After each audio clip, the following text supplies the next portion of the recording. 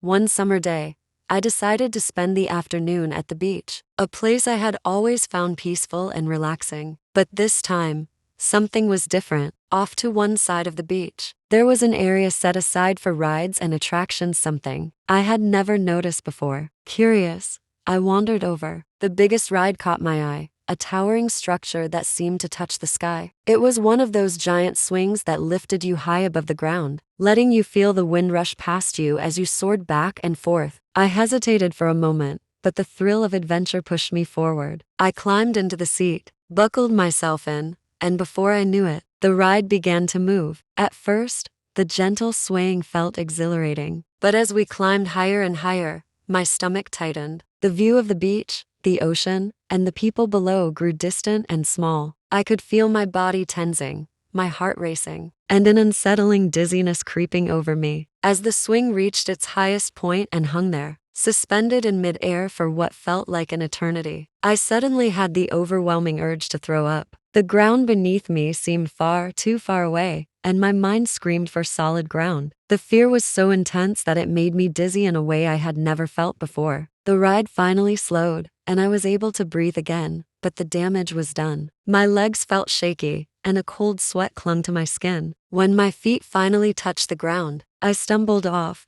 disoriented and a little shaken. Ever since that day, I've never been able to look at heights the same way. The memory of that terrifying feeling, of being suspended so far above the world, stayed with me. Now, whenever I find myself in a high place, that same rush of panic starts to rise within me, reminding me of that day at the beach. That ride wasn't just a thrill, it was the beginning of my fear of heights.